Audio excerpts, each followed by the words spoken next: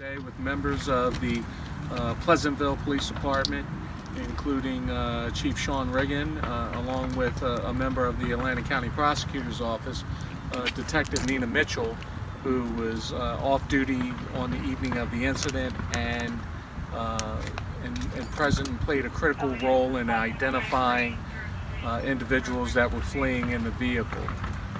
So at this time, I believe the purpose of this press conference was really to applaud the efforts, the collaborative efforts of all of the law enforcement agencies that took place in the identification and capture of the suspects on the evening of the Friday night football game between Pleasantville High School and Camden High School. This was a tremendous effort from the beginning. Always say, if you see something, say something. That was on full display here that evening because so many people jumped into action.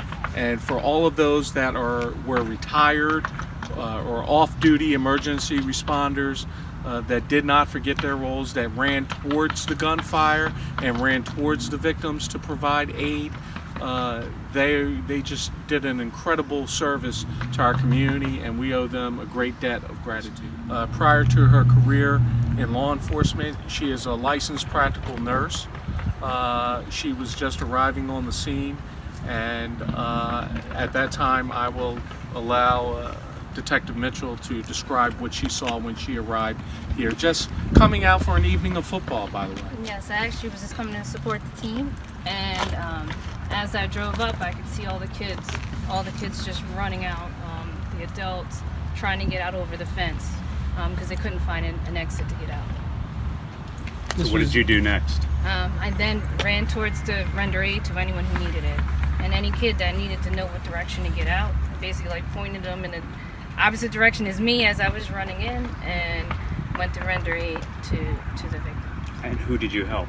Actually, the adult victim is the one that I had ran towards to assist the EMT with his care. You were just coming, you had no idea this was going on. What was going through your mind as you realized that there was an emergency? All I could think of was get in there and help. Get in there and help.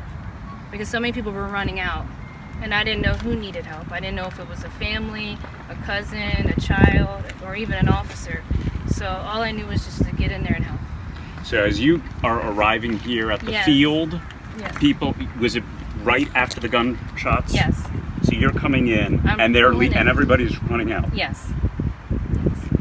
How did you find out what was going on, or did you not know what was going on? All I could hear was people yelling, they're shooting, and just kids screaming help, crying, yelling. I saw people carrying people, pulling people by their arms.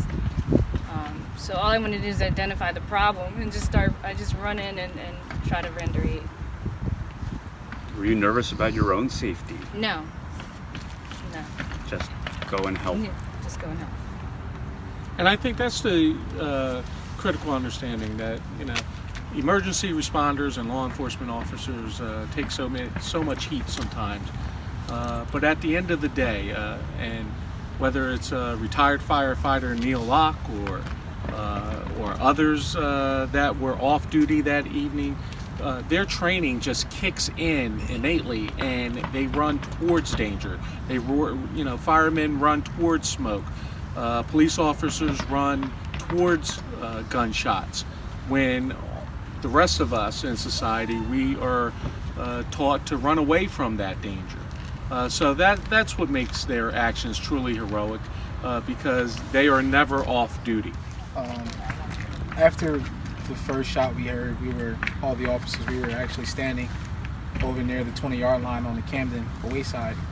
After the first shot, I think all of us were kind of in disbelief and didn't want to believe that it was a shot. But after we all saw the crowd reaction, it was just a natural instinct to go toward the fire. As we were going across the field, there was a person at the game.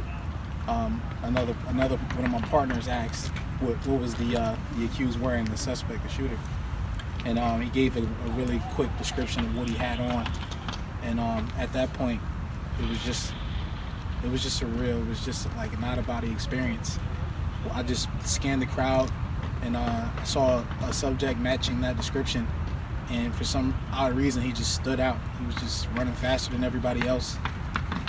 Wasn't looking back, and it didn't look like he was running for safety when I approached him. So I immediately went after him and was able to apprehend him on behind the goalpost near the tennis courts.